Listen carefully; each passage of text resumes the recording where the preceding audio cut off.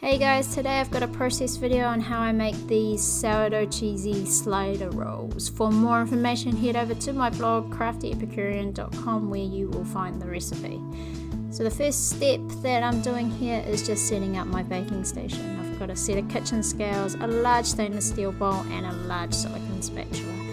Excuse the fact that it's a silicone spatula, clearly for Christmas, as it is the largest one I have and I found it's perfect for mixing this dough together at the start.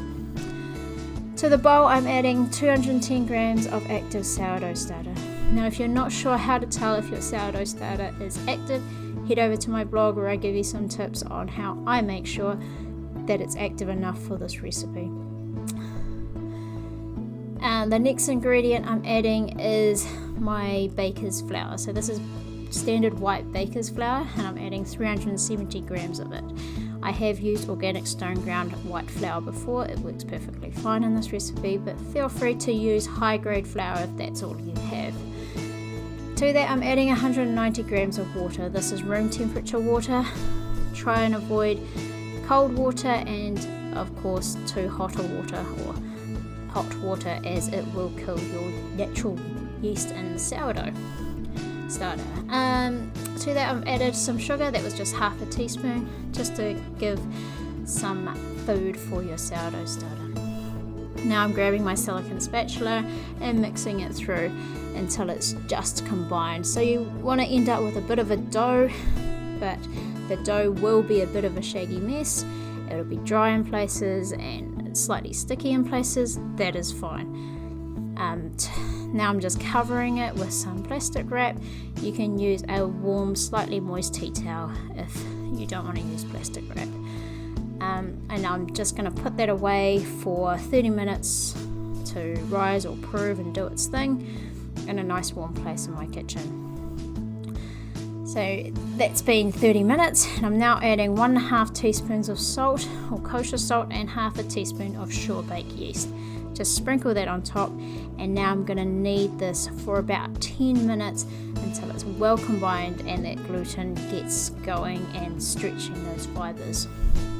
And I'm going to knead it until it is a nice smooth dough. Now with this dough it will be slightly sticky. I'm not going to try and avoid adding extra flour, but if you need to, add it 1 tablespoon at a time, mix it in, and then make sure that you really cannot manage it before adding some more.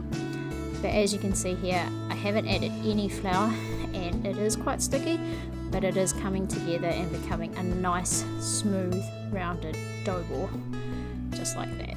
So how you can see, when I poke it, it is a little bit sticky to my fingers, but that is how you want it. Cover it again and then place in a nice warm place in your kitchen for 60 minutes to rise and do its thing. So I like to put mine in a slightly preheated oven, and how I do that is explained on my blog as well. So it's winter time and I like to just heat up my oven a little bit to give my breads a nice warm place to rise. Now it's time to shape the dough into nice round balls or rolls to make these slider rolls. So I'm just clearing my work surface and floured it. I'm just going to put all my dough onto this work surface, knead it a little bit, don't need to knead it too much, and then I'm going to divide this into 8 pieces, and I'm actually going to measure each dough ball for my rolls, and I measure them to be around 100 grams each, and I end up with about 8 nicely sized little slider rolls from this amount of dough. So as you can see here, I'm just gonna chop a bit off, zero my scales first, chop a bit off and measure about 100 grams. So some of them will be slightly less, some slightly more, but yeah, I get about 8 rolls from this recipe.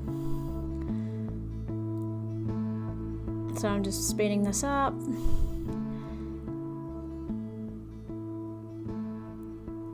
Rightio, so now that I've measured out my little dough balls, I'm now going to shape them into nice little balls to make my rolls.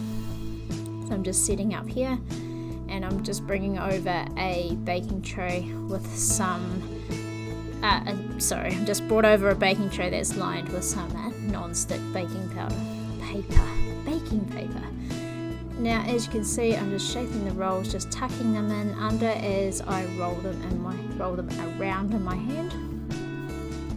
This will help to keep a pocket of air under it, and as the yeast breathes and does its thing, it will rise and it'll hold that rise. So now I'm just going to speed it up as I do the remaining 7 little slider rolls. If you don't want to use non-stick baking paper, or you don't have it, feel free to just sprinkle flour or semolina or fine polenta onto the surface of your baking tray, and then place the rolls onto them, and that just prevents it from sticking once they've risen and have been baked. Rightio, now that I've done that, it's time to cover them and let them do another rise for an hour or 60 minutes. Now I'm covering it with plastic wrap. What I haven't shown you here is I actually sprinkle them with flours to prevent them from rising into the plastic wrap and sticking. Now if you don't have flour, again, you can just use polenta or fine polenta or semolina. So here they've risen after 60 minutes, and I've sprinkled them with a little bit of tasty cheese. I put them in the oven for around 18 minutes at 220 degrees Celsius on fan bake, and this is the result. Nice cheesy sourdough slider rolls ready for devouring. For more information and the recipe, head over to my blog CraftyEpicurean.com, where you'll find some tips on sourdough starters, how to figure out if it's active enough for the recipe, some tips on how you can find a warm place in your kitchen for your bread to rise in the middle of winter, and a few other tips and tricks. And thank you for watching.